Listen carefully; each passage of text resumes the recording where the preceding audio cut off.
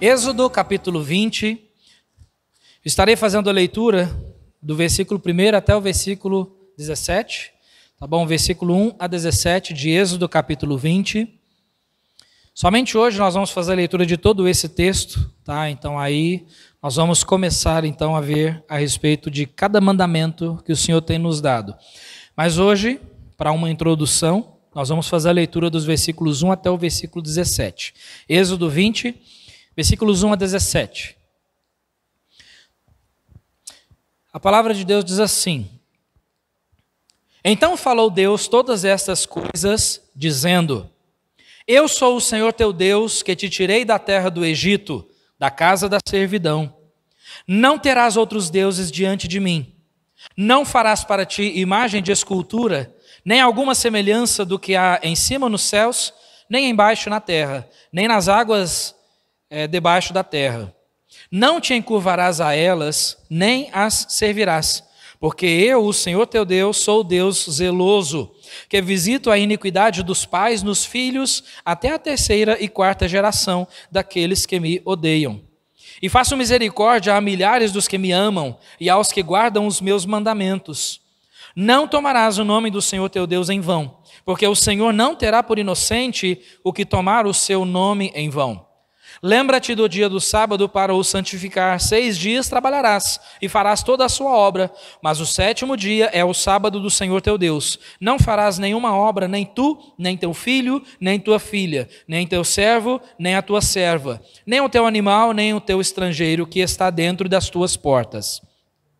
Porque em 6 dias fez o Senhor os céus e a terra, o mar e tudo o que neles há, e ao 7º dia descansou. Portanto, abençoou o Senhor o dia do sábado e o santificou. Honra a teu pai e a tua mãe, para que se prolonguem os teus dias na terra que o Senhor teu Deus te dá. Não matarás, não adulterarás, não furtarás, não dirás falso testemunho contra o teu próximo. Não cobiçarás a casa do teu próximo, nem cobiçarás a mulher do teu próximo, nem o seu servo, nem a sua serva, nem o seu boi, nem o seu jumento, nem coisa alguma do teu próximo. Amém? Vamos orar mais uma vez?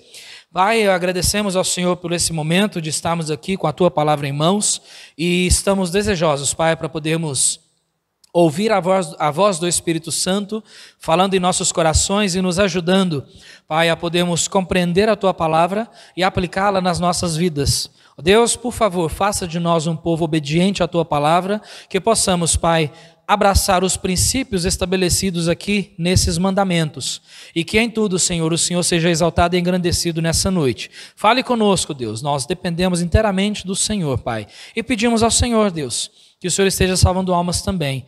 Que em tudo, Senhor, seja exaltado. É o que nós pedimos. Em nome de Jesus. Amém. Os 10 mandamentos, que também são chamados de decálogo, né? Então, infelizmente, eles têm sido muito esquecidos durante um bom tempo. Pouquíssimas pessoas conhecem os 10 mandamentos. Algumas pessoas acreditam que esses 10 mandamentos foram estabelecidos somente para o povo judeu.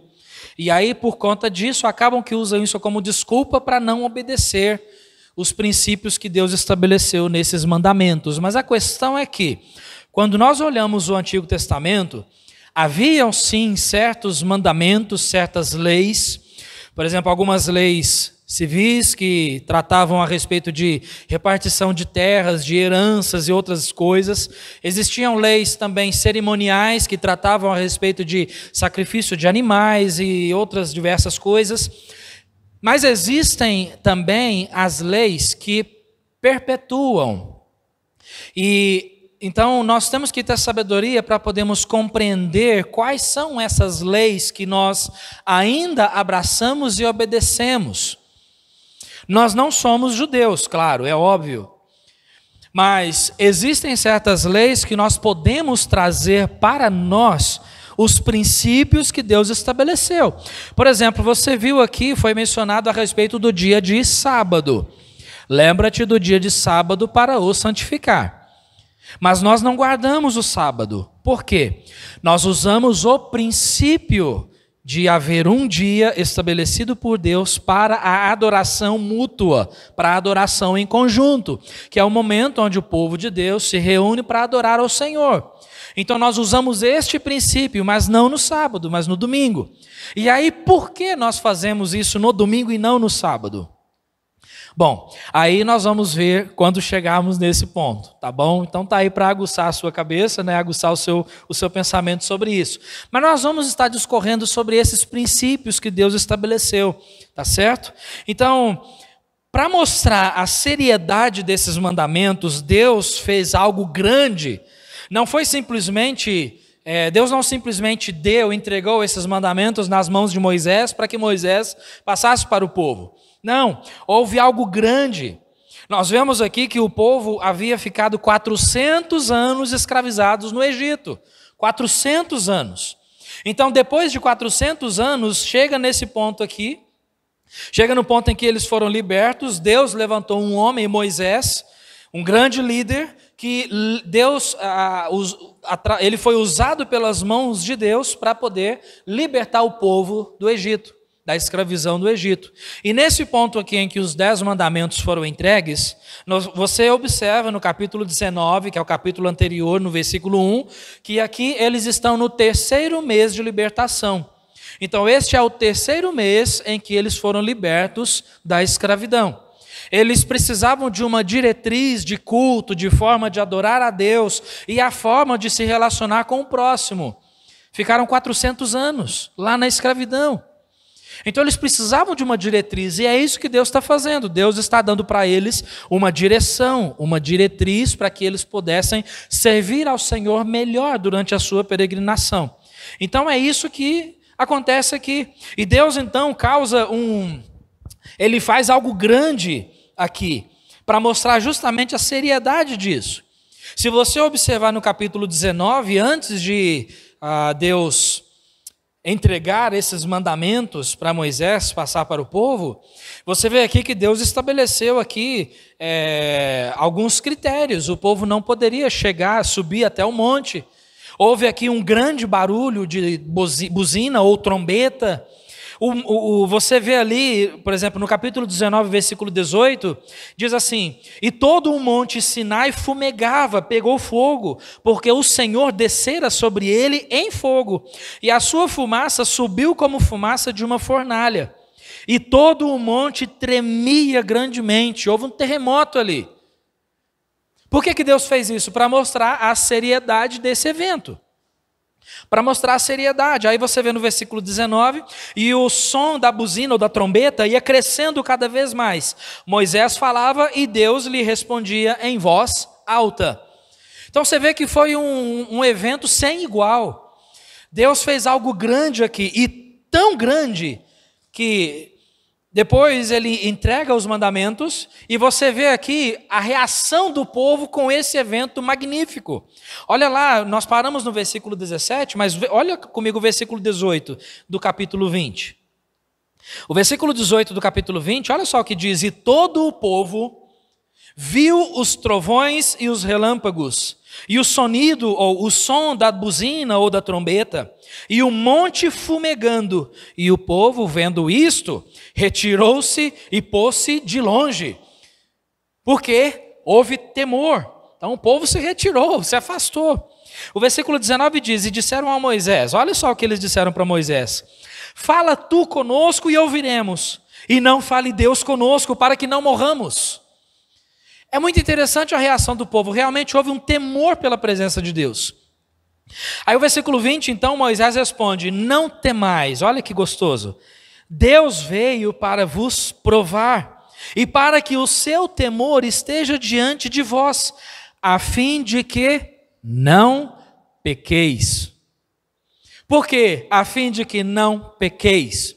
Porque, em outras palavras, o que Moisés está dizendo aqui, olha, Deus diz: eu estou dando os mandamentos para vocês para que não pequeis, para que vocês tenham uma diretriz, para que vocês saibam como me adorar, como me servir, como me honrar como Deus, e não somente a mim, mas também ao seu próximo. Ao seu próximo. E é justamente isso que nós encontramos nos 10 mandamentos. Por que nós devemos dar tanta importância aos 10 mandamentos? Falando brevemente aqui, em primeiro lugar, porque Deus foi o legislador, foi Ele quem fez as leis. Foi Deus quem estabeleceu esses princípios. Então, sendo Deus quem estabeleceu, nós entendemos aqui, no versículo 2 e 3, ele diz ali no capítulo 20, né? Eu sou o Senhor teu Deus, que te tirei da terra do Egito, da casa da servidão. Diz o versículo 2, eu sou o Senhor teu Deus. Então quem está falando aqui é Deus. Deus foi o legislador. Foi Deus quem formulou cada lei, cada mandamento, foi feito por Deus. E por isso existe uma importância nesses princípios que nós devemos trazer até nós. Então Deus foi o legislador. E esse Deus, ele merece ser temido, merece ser honrado. Ele diz ali, eu sou o Senhor teu Deus. Esse teu Deus envolve um relacionamento. Deus se relacionava com o povo, por isso ele fala, eu sou o teu Deus. E não só isso, mas ele diz, eu sou o teu Deus que te tirei da terra do Egito. Então Deus mostra aqui a grandeza dele, olha, eu sou o teu Deus e fui eu quem tirei vocês da escravidão. Da escravidão.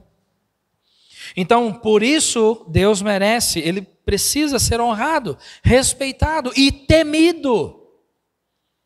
Temido. Abacuque 2:20 diz assim, mas o Senhor está no seu santo templo, cale-se toda a terra diante dele. Cale-se toda a terra diante dele, porque nenhum de nós devemos levantar a voz com falta de respeito diante desse Deus.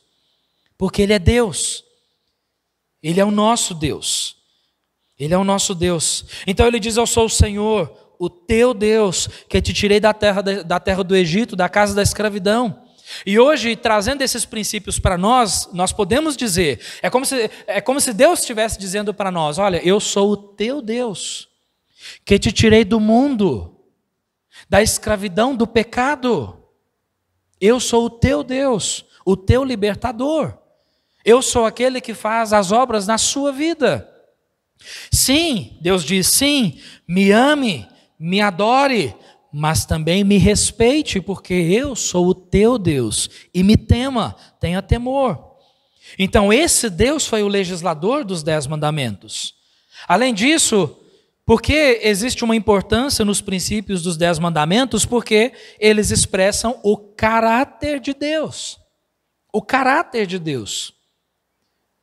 Resumidamente, quando nós olhamos ali cada mandamento que foi entregue, olha só, não ter outros deuses, não fazer imagens, não tomar o nome de Deus em vão, apenas 6 dias trabalharás, aí você tem uma outra coluna, honra pai e mãe, não matar, não adulterar, não furtar, não dizer falso testemunho e não cobiçar.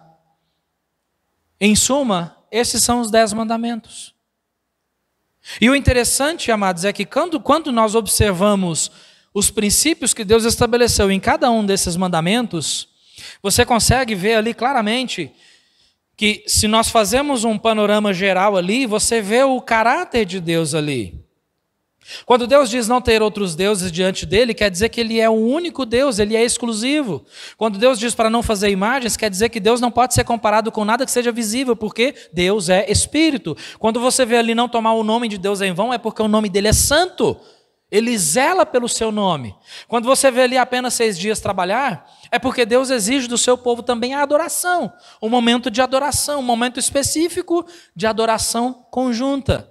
E aí quando você olha ali, honra pai e mãe, você vê ali a respeito das autoridades que Deus estabeleceu na nossa vida. O respeito aos pais, coisa que falta muito nos dias de hoje, né?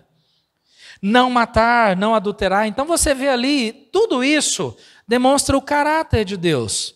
Não matar significa que Deus é o autor da vida e Ele é o único que tem poder para tirá-la, que tem autoridade para tirar a vida.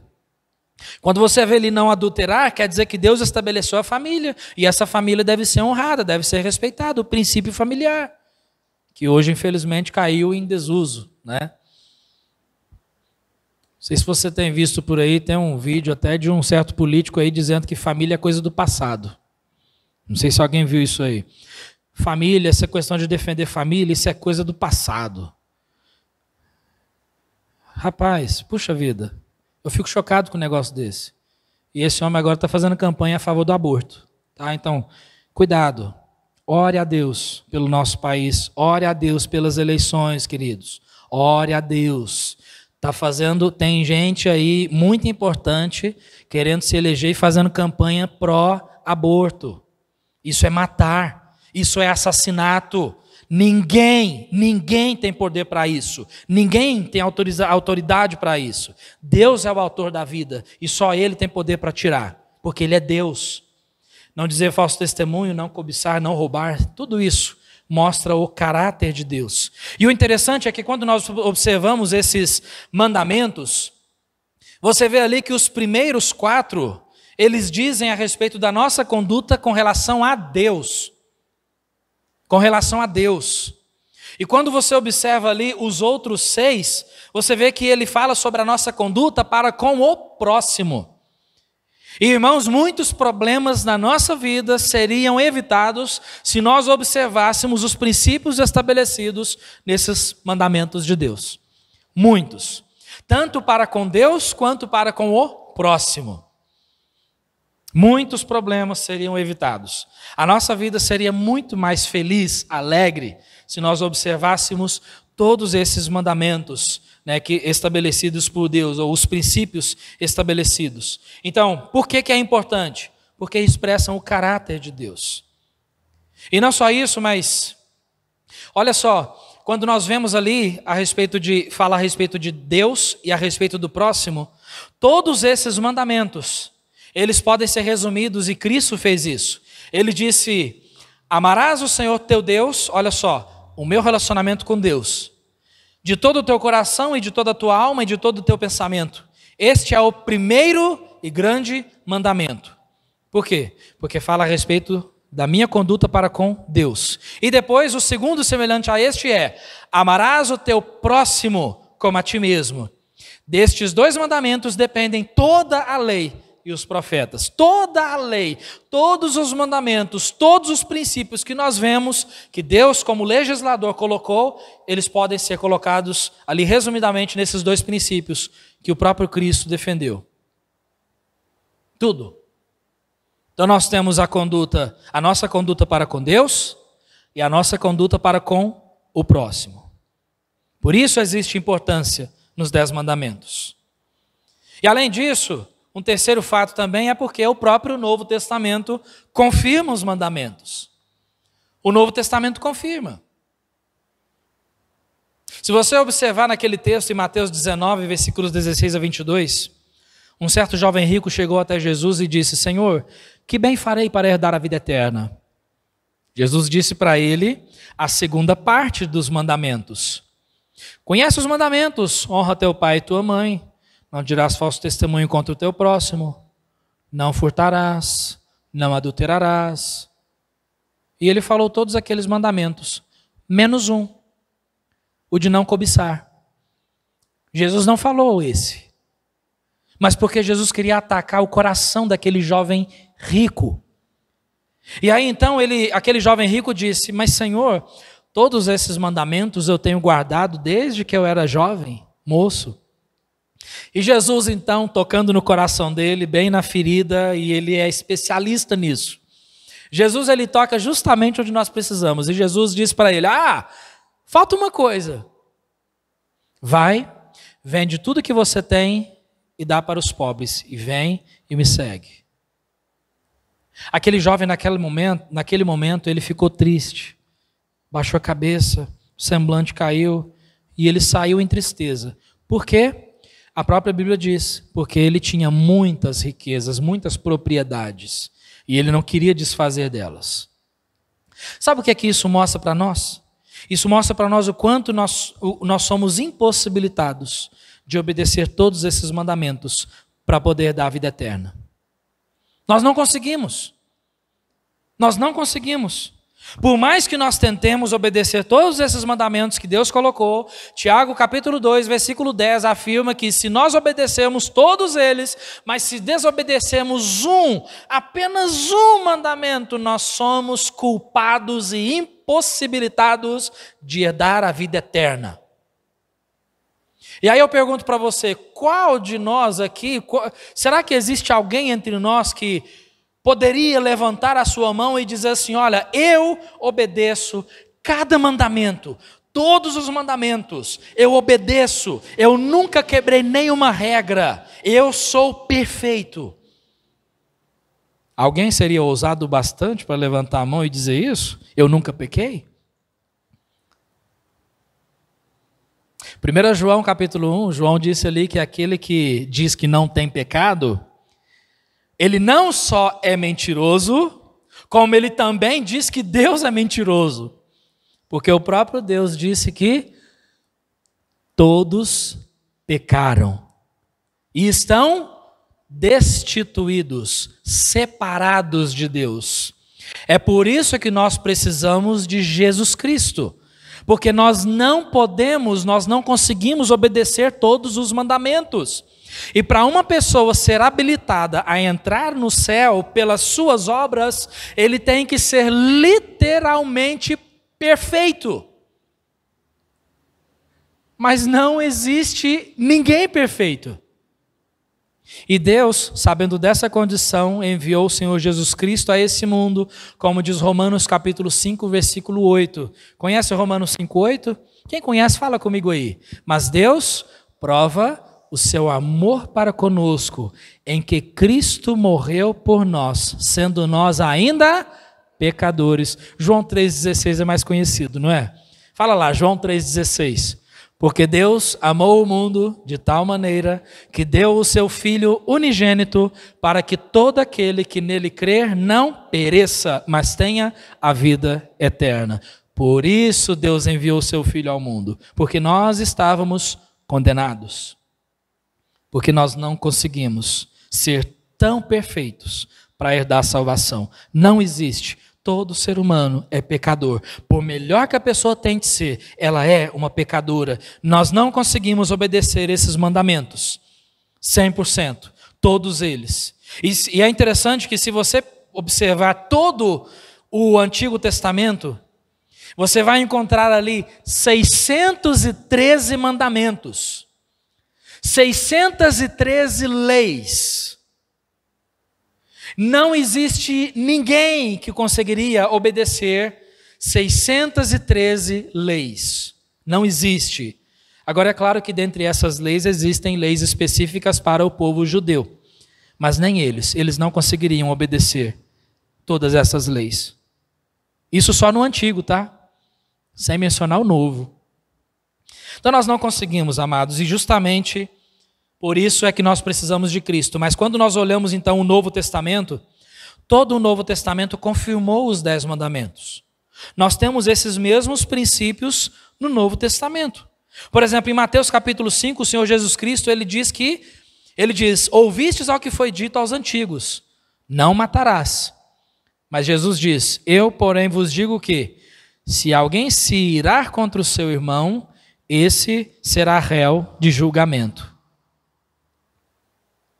Jesus diz, ouviste o que foi dito aos antigos, não cometerás adultério. Jesus diz, eu, porém, vos digo que, se alguém cobiçar uma mulher, comete adultério no seu coração. Consegue enxergar então os 10 mandamentos no Novo Testamento? O Novo Testamento está abarrotado dos 10 mandamentos. Todos os princípios que Deus estabeleceu estão no Novo Testamento e por isso eles têm que ser respeitados, eles são importantes, esses princípios aqui. Então nós vemos isso claramente. Sim, os princípios, eles devem ser trazidos para nós. E hoje, entrando no primeiro mandamento, que é, não terás outros deuses diante de mim. E amados, você vai ver que no decorrer dessas mensagens aqui sobre os 10 mandamentos, vai tocar na nossa ferida. Deus, ele vai tocar ali exatamente onde precisa ser tocado. O Espírito Santo, você vai sentir um beliscão ali do Espírito Santo, lá naquele lugarzinho onde a gente está acomodado, onde está gostoso. Você vai sentir Deus cutucando ali, ó. É exatamente aí que você precisa mudar. É isso que nós vamos sentir, porque afinal de contas, nós chegamos até aqui para o Espírito Santo falar conosco, amém ou não? Não é verdade? Você vem aqui para o Espírito Santo falar contigo? Ou você chega aqui só para cantar e adorar e para conversar e rever as pessoas? Não. Nós chegamos aqui para o Espírito Santo falar conosco. E é isso que ele vai fazer. Através da palavra. Não da minha palavra, da palavra de Deus. Única e exclusivamente a palavra de Deus, porque ela fala conosco. Então você observa ali no versículo 3, o primeiro mandamento. Não terás outros deuses diante de mim. Por que Deus começa os mandamentos justamente com esse princípio? Pensa. Por que Deus começa justamente por esse princípio? Não terás outros deuses diante de mim. Não é porque este mandamento é melhor ou maior do que todos os outros, mas porque este mandamento, ele é o fundamento para todos os outros.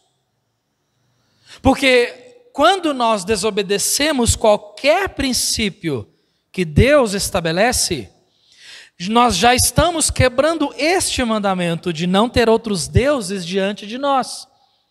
Porque naquele momento em que eu escolho deliberadamente desobedecer algum mandamento de Deus, seja ele qual for, eu estou colocando a minha vontade acima da vontade de Deus. E isso faz de mim o meu Deus. Conseguiu entender isso? Isso faz de mim o meu Deus. Então, já que esse mandamento é tão importante quanto os demais, mas ele é um diferencial, o diferencial dele é que ele é a base para todos os outros. Então, como nós devemos guardar esse mandamento? Como nós devemos obedecer esse mandamento? O que está envolvido nele?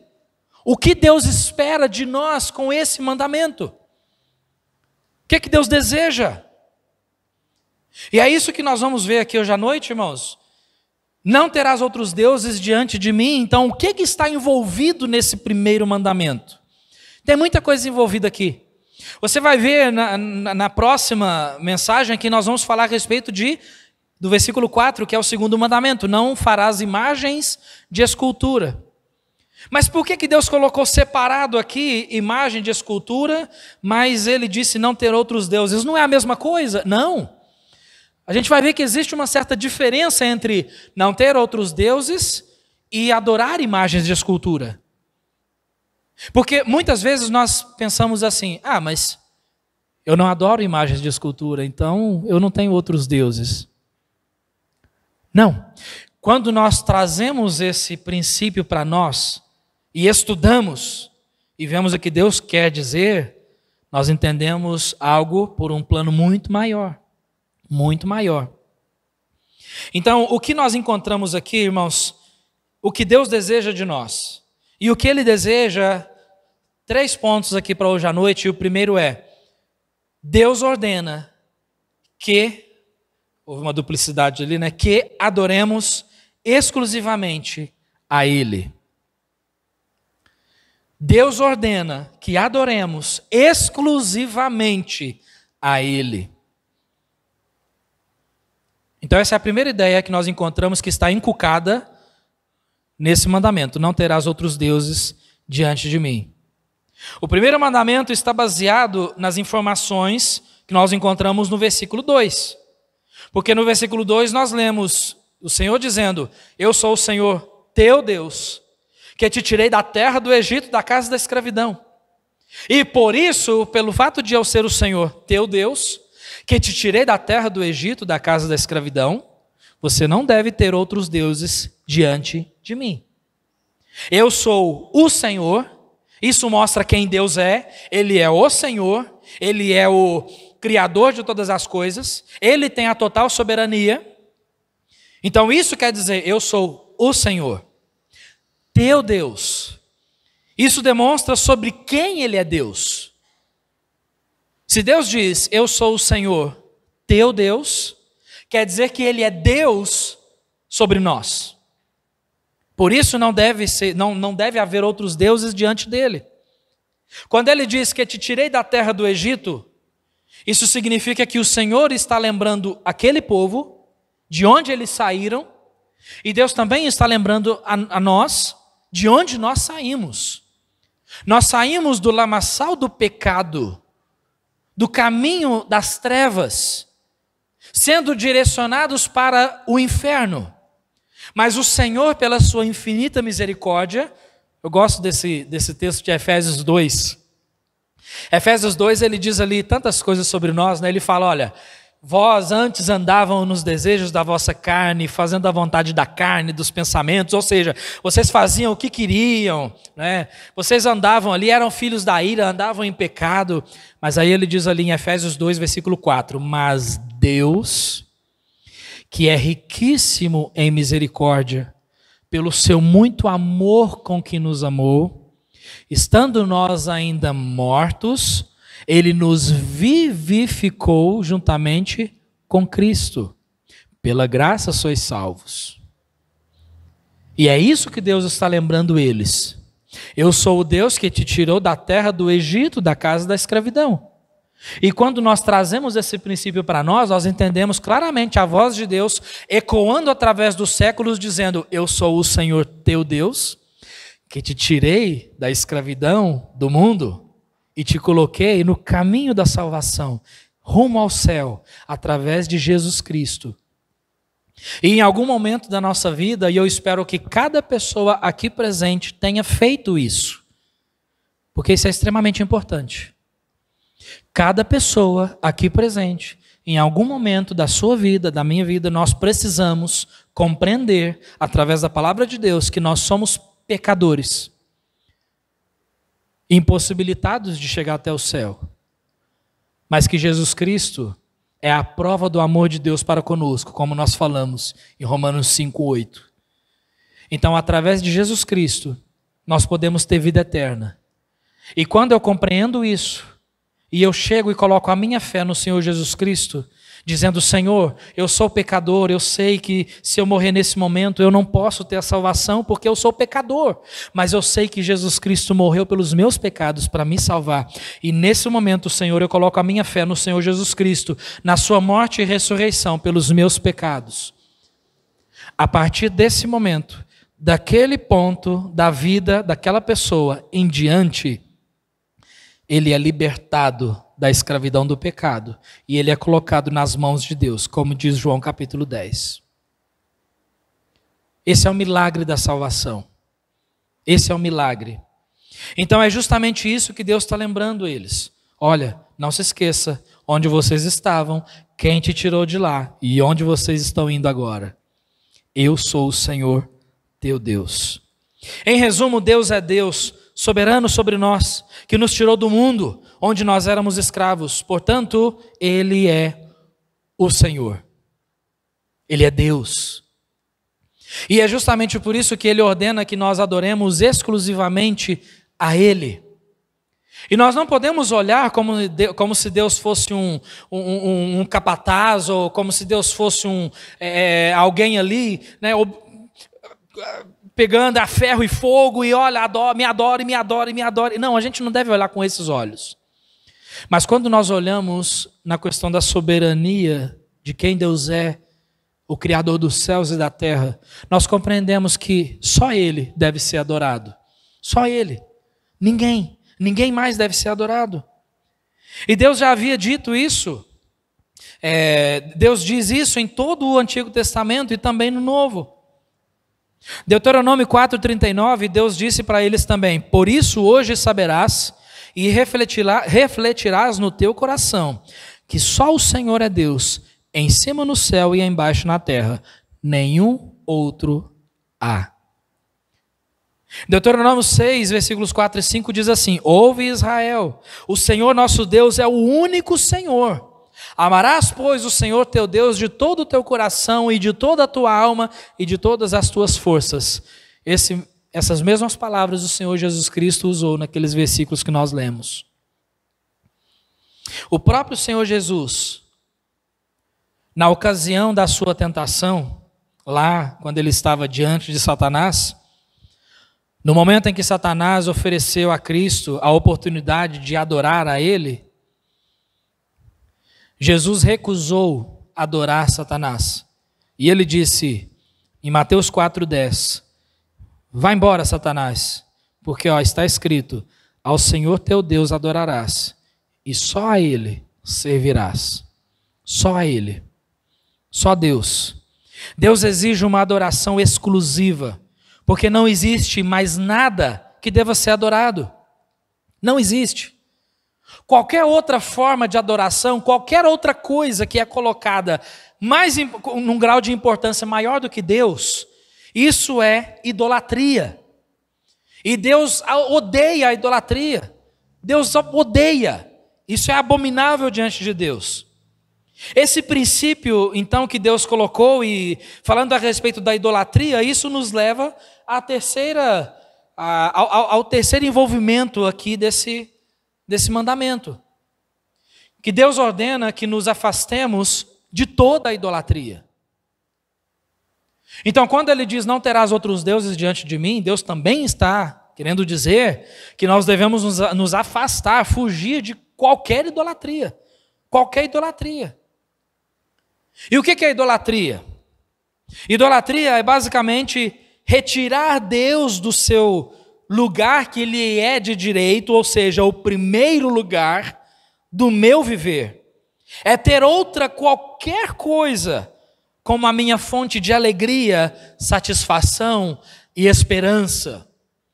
Qualquer coisa, qualquer outra coisa que me traga alegria, que me traga satisfação, ou que eu coloque a minha esperança naquilo que não seja Deus, isso é idolatria. Idolatria. O coração do ser humano é uma verdadeira fábrica de ídolos. Nós somos especialistas em fabricar ídolos. Quando Deus diz, não terás outros deuses diante de mim, Deus não está reconhecendo que exista outros deuses, porque não existe, só existe um, só um.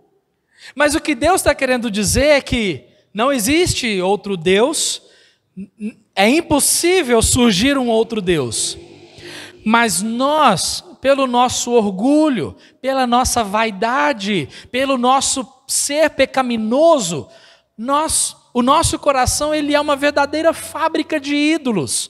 Nós criamos ídolos após ídolos e mais ídolos e mais ídolos. Ou seja, nós criamos coisas e colocamos diante de nós para que aquelas coisas sejam mais importantes do que Deus. E aí antes que alguém diga assim, não, mas eu não faço isso. Amados, toda vez que nós cometemos qualquer pecado, é idolatria.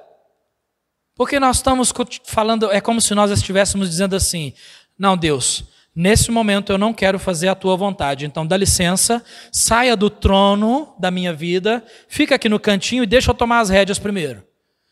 Deixa eu tomar as rédeas aqui porque, eu preciso fazer. Eu preciso falar algumas verdades. Eu preciso dar uns tapas.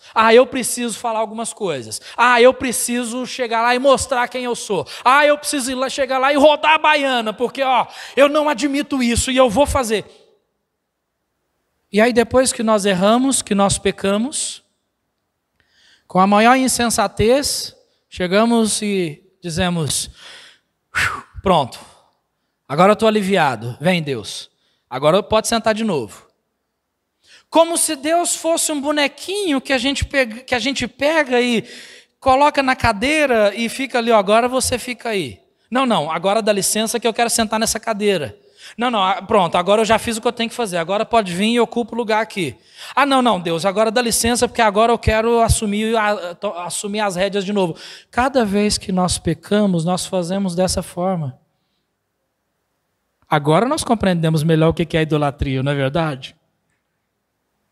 Irmãos, eu falei, isso aqui toca no fundo do nosso ser. Isso toca no fundo do nosso coração. E ainda tem mais 9, hein? Eu não sei se eu estou animando os irmãos a voltarem ou se eu estou desanimando, né? Fazendo todo mundo fugir. É a palavra de Deus.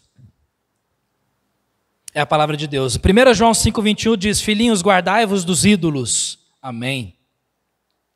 Essas outras coisas que nós adoramos podem ser tantas coisas: faculdade, trabalho, lazer, dinheiro, família, diversas outras coisas.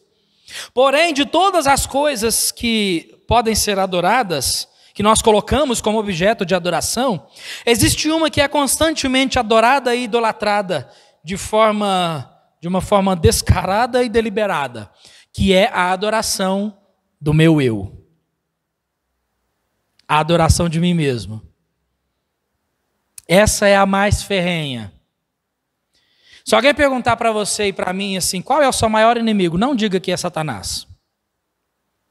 Não diga. Satanás já está vencido e ele sabe o fim dele, amém? Ele sabe o fim dele. Por isso ele está trabalhando mais que nunca, mas ele sabe o fim dele. Ele conhece as profecias melhor que nós. Se alguém perguntar para você qual é o seu maior inimigo, sabe o que você deve responder de acordo com a palavra de Deus? O meu maior inimigo, sou eu. Eu sou o meu maior inimigo. Você é o seu maior inimigo. Porque o único empecilho que pode haver de receber bênçãos do Senhor sou eu. É você. Nós somos os únicos empecilhos. Não é o meu irmão que peca contra mim, que pisa no meu calo, não é aquela pessoa que falou algumas coisas que eu não gostei, não é nada disso. É única e exclusivamente eu. Eu sou a razão de não ser abençoado. Essa adoração de mim mesmo, ela pode ser refletida através da adoração do meu corpo. Pessoas adoram o seu próprio corpo. Já conhece pessoas assim? É muito comum hoje, pessoas que adoram o seu próprio corpo. Nós vivemos numa era de aparências, onde nunca se viu uma tão grande procura por academias de ginástica, procedimentos estéticos e cirurgias plásticas. Por quê? Porque, afinal de contas, pessoas estão adorando o seu próprio corpo e tem que esconder algumas coisas, né? Aí dá uma puxada aqui, uma puxada ali, outra puxada aqui, aí não sobra mais pele para puxar. Aí vai fazer diversas coisas aí, aplicação disso, daquilo, e creme disso, daquilo, não sei o quê. Por quê? Adoração ao corpo. Mas a idolatria do eu também, ela pode ser vista através das nossas atitudes, das minhas atitudes, até mesmo nas questões mais simples. Por exemplo, eu acho que não, mas de repente tem alguém que ainda está em dúvida, né? Puxa vida, mas será que eu sou um idólatra? Tá bom, vamos pensar e fazer um teste aqui. Eu vou falar aqui uma sequência de coisas e você vai refletindo aí. Por exemplo, como eu me sinto ou como você se sente quando pessoas não te agradecem, quando você não é reconhecido, quando não se lembram do seu aniversário? Esse o Miguel não vai poder, né? Quando ninguém se lembra do seu aniversário, quando não te elogiam, quando pessoas discordam de você, quando alguém te repreende e diz que você está errado, como é que você se sente? Como eu me sinto? Como é o seu temperamento? É explosivo? Será que nós temos delicadeza para conversar com as outras pessoas? Tudo tem que ser do meu jeito, do seu jeito. Eu sempre queremos mostrar que estamos certos? Será que sempre queremos mostrar a nossa indignação? Não, eu preciso mostrar que eu estou indignado, que eu não gostei, que eu não concordo. Será que nós sempre gostamos de falar, de mostrar e de falar para os outros as coisas que nós fazemos? Então são perguntas assim que pegam lá no fundo do nosso coração e nos mostra o quanto realmente nós adoramos a nós mesmos, porque nós não gostamos de ser contrariados. Nós não gostamos de ser repreendidos. Queremos ser exaltados, queremos ser reconhecidos. Nós ficamos chateados e bravos quando isso não acontece. Por quê?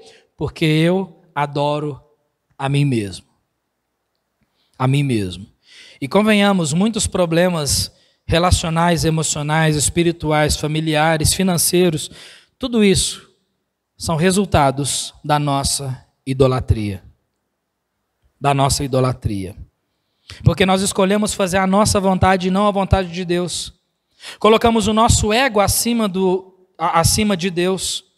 Porque reagimos de acordo com a nossa vontade. E dessa forma, Deus é colocado num grau de importância um pouco mais inferior do que eu mesmo. E isso é idolatria. Deus não admite concorrência. Deus não admite nenhuma forma de concorrência. Ele é Deus.